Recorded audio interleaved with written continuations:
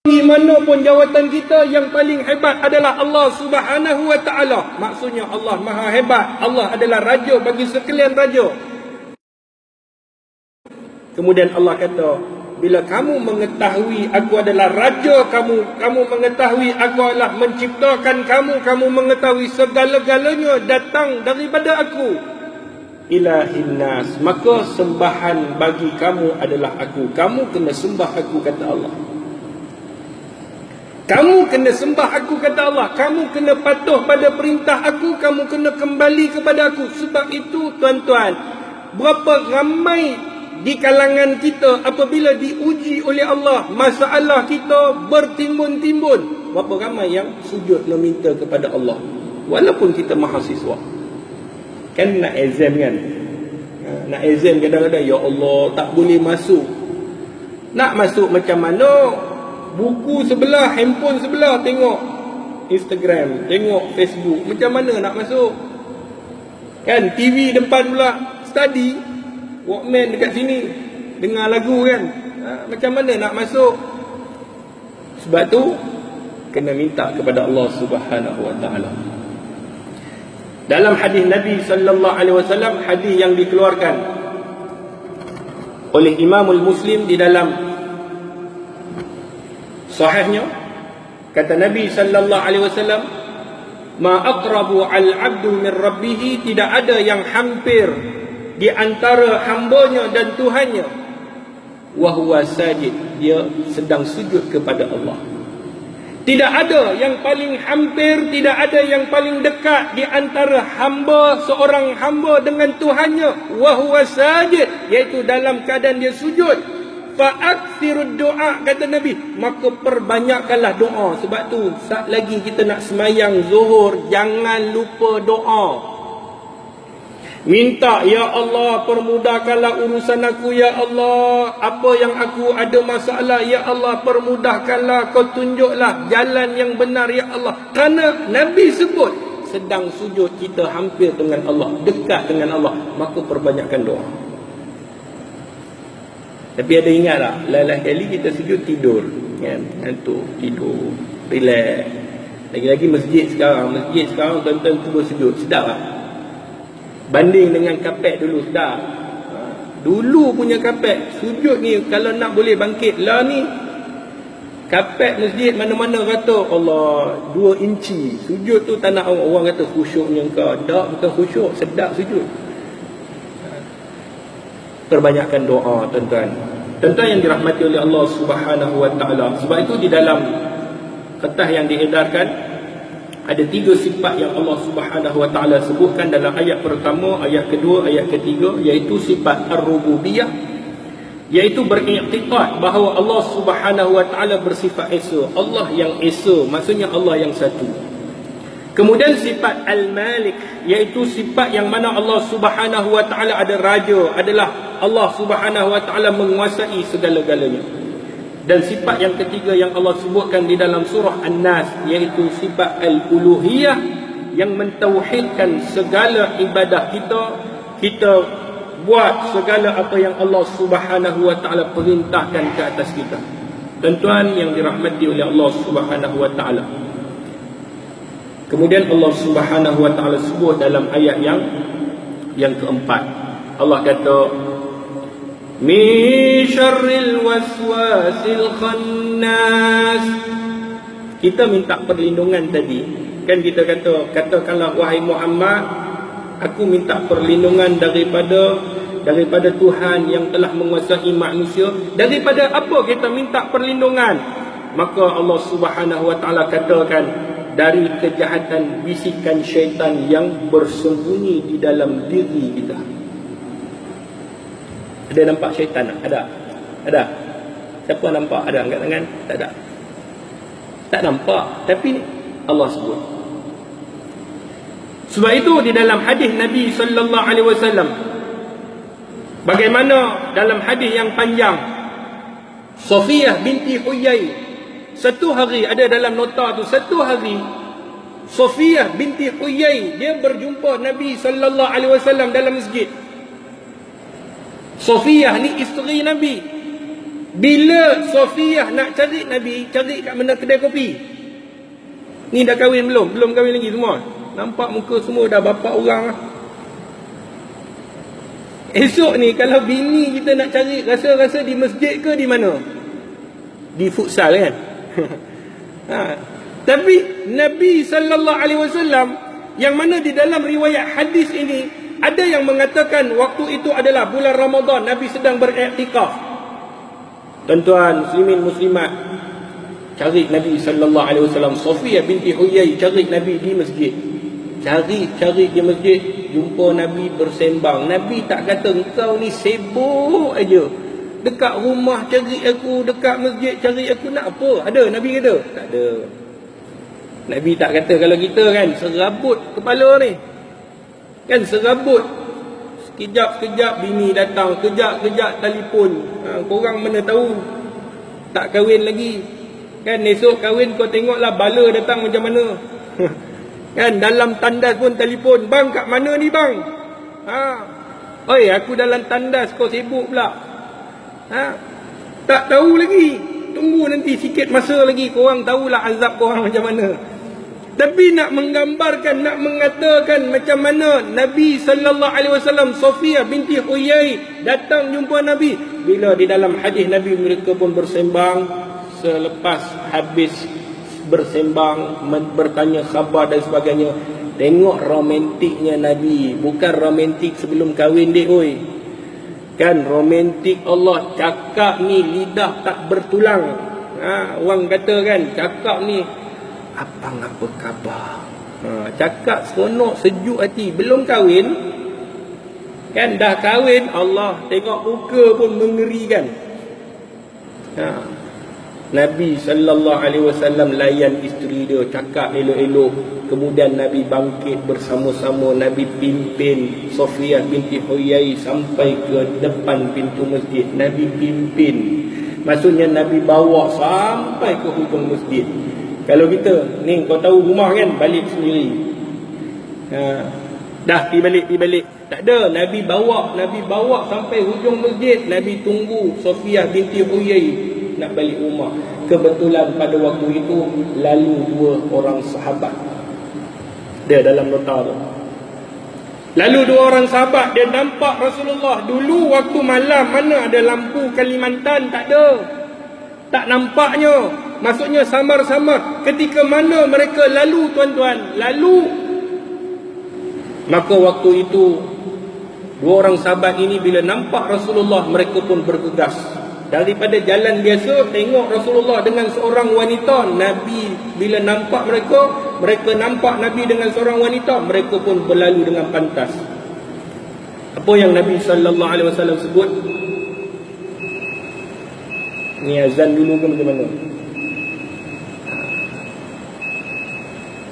Apa yang Nabi SAW sebut? Nabi kata, mana kamu dua nak pergi? Mana cepat sangat kamu berlalu ni? Dan Nabi terangkan kepada dua orang sahabat. Nabi kata, sesungguhnya di sebelah aku ini adalah Sofiyah binti Huyai, isteri aku.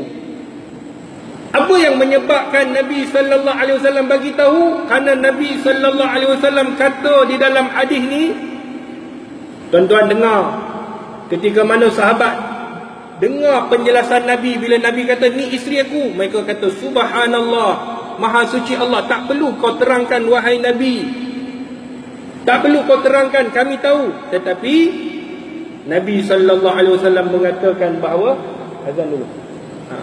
Apa yang Nabi kata? Berhenti azan dulu. InsyaAllah.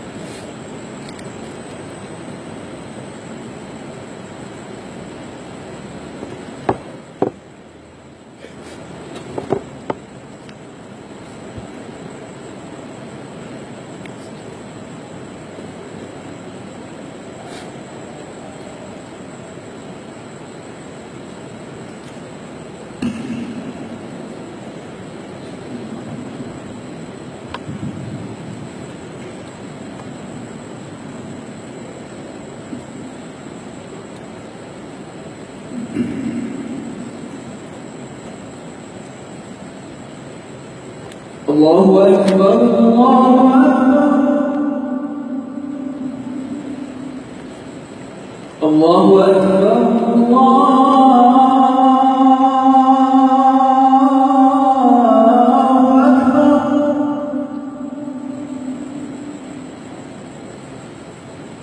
Asyhadu an la ilaha illallah.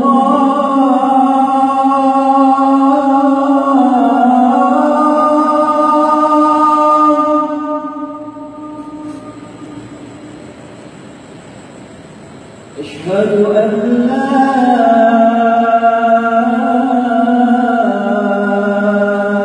إله إلا الله.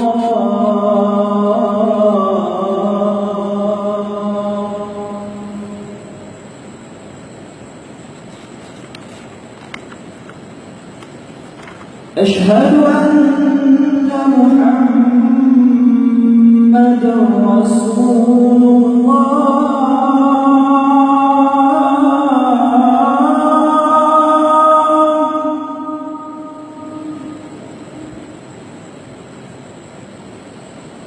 أشهد أن محمدا رسول الله.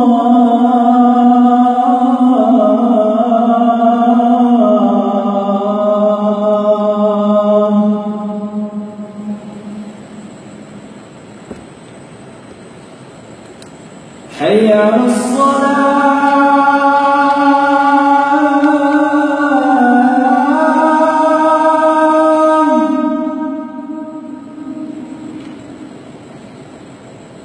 حي على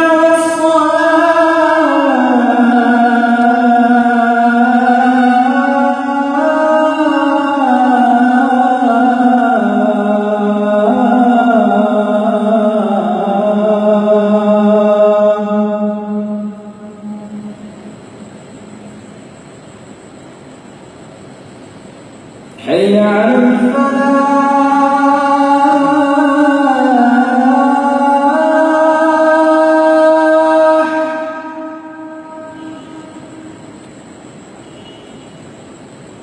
حي على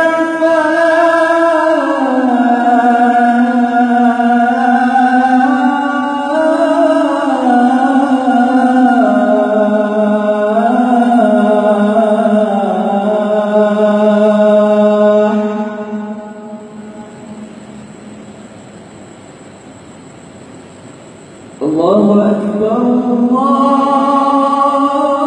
الله أكبر. لا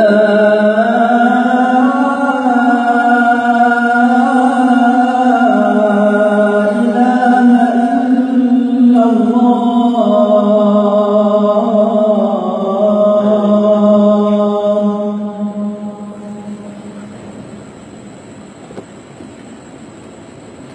Tuan-tuan muslimin dan muslimat yang dirahmati oleh Allah Subhanahu wa taala.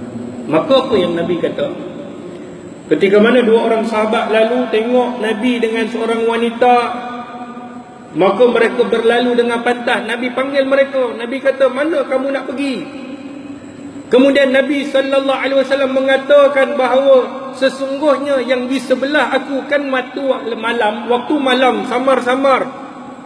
Sesungguhnya sebelah aku ni Safiyah binti Huyai, isteri aku, kata Nabi. Maka dua orang sahabat sebut subhanallah, maha suci Allah. Maksudnya mereka nak katakan, ya Rasulullah, tak perlu kau terangkan, kau jelaskan, kerana kau adalah Rasul. Apa yang Nabi kata? Kata Nabi sallallahu alaihi wasallam, inna syaitan, Nabi kata, sesungguhnya syaitan yajri min ibni Adam, sesungguhnya syaitan ini berlari dalam diri anak Adam. Majrad dam, iaitu dalam saluran darah anak Adam. Maksudnya syaitan ni berlari, maksudnya mengalir di dalam badan anak Adam mengikut saluran darah.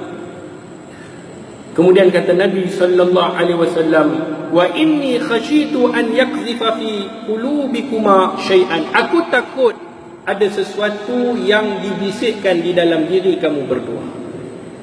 Biasa tak kita was-was ataupun syak wasangka? Biasa tak? Tengok kawan kita satu hari tengok ada seorang makwa, kan?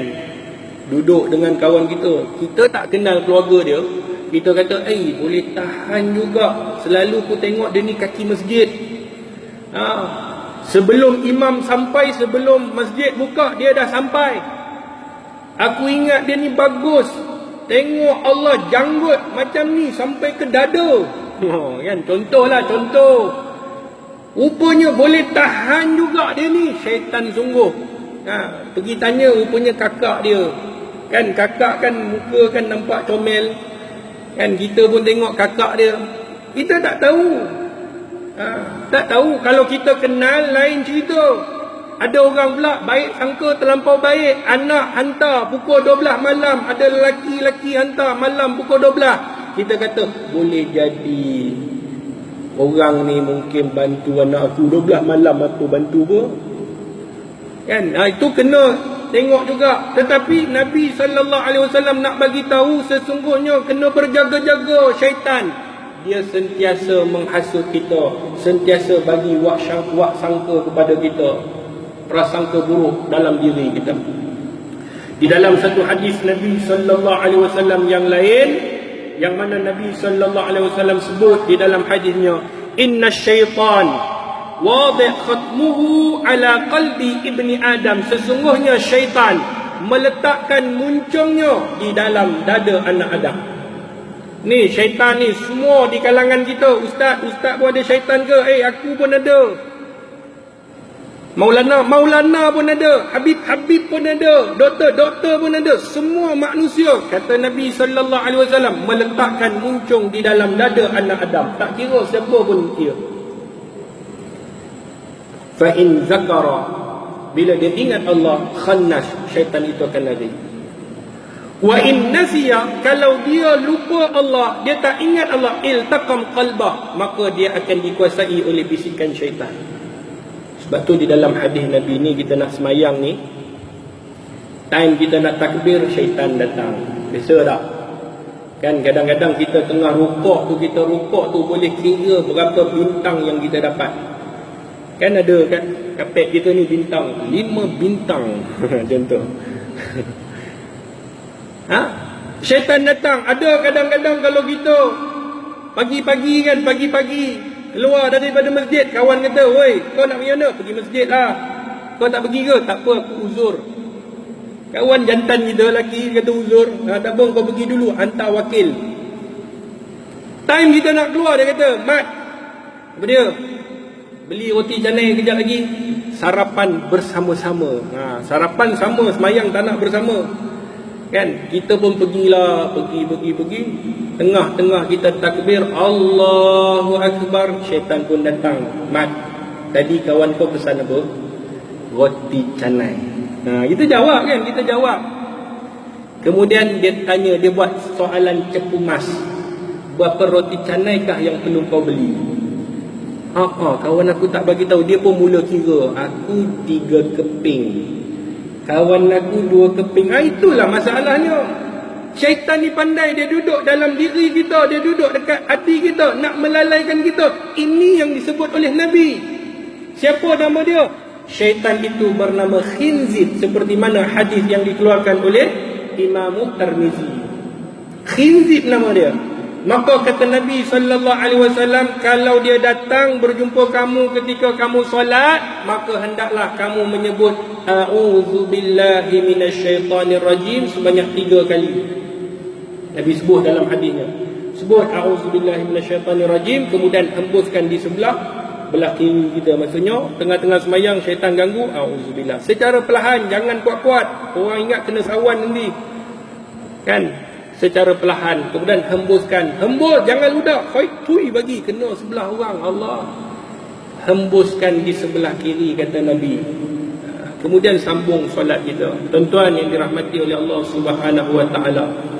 Kemudian Allah Subhanahu Wa Taala sebut dalam ayat yang kelima, mengikut masa yang ada, Allah kata di dalam ayat yang kelima dan ayat yang keenam, Alladhi yuwaswisu fi sudurin nas, yang membisikkan ke dalam dada manusia. Seperti mana yang saya sebutkan tadi, manusia ini sentiasa dihadiri, didatangi oleh syaitan. Kemudian Allah Subhanahu wa taala sebut minal jinnati wan nas, daripada golongan jin dan manusia. Ingat adik-adik mahasiswa muslimin muslimat, syaitan ini kata para alim ulama ada dua. Satu syaitan di kalangan jin, satu syaitan di kalangan manusia. Mana lagi dahsyat? Rasa-rasa mana dahsyat? Manusia. Syaitan kalangan jin baca ayat Quran lari dia. Kan baca ayat kursi, cuba kawan kita yang syaitan. Kau bacalah Al-Baqarah ke, dia tengok ke, dia senyumnya. Kemudian dia ajak, jomlah kita buat jahat. Ini kawan syaitan, jangan kawan. Faham tak?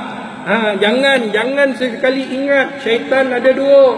Manusia pun boleh jadi syaitan, jin tentu kata para alim ulama. Sebab itu kita minta perlindungan daripada siapa? Daripada Allah. Untuk apa? Untuk menyelamatkan kita bisikan syaitan daripada manusia dan juga jin. Itulah intipati daripada surah An-Nas. InsyaAllah pada minggu hadapan kita akan tengok bagaimana Nabi sallallahu alaihi wasallam terkena sihir, bagaimana Nabi sallallahu alaihi wasallam diajarkan dengan doa-doa yang mana intipati di dalam surah Al-Falaq, iaitu Allah nak menceritakan tentang kejahatan-kejahatan yang Allah jadikan, dan kita hendaklah meminta perlindungan daripada Allah Subhanahu wa taala. Moga-moga dengan apa yang saya sampaikan menjadi manfaat bagi diri saya dan tuan-tuan. Dan insya-Allah pada tarikh yang sama, maksudnya pada waktu yang sama 12.45 setiap minggu hari Isnin, nota disediakan. Tuan-tuan datang bawa telinga, jangan tidur cukup. Datang, ada nota disediakan. Kita akan memberikan sedikit tazkirah. Moga-moga ia memberi manfaat kepada kita semua. Jadi saya sedang Assalamualaikum warahmatullahi wabarakatuh. Wallahu a'lam bishawab.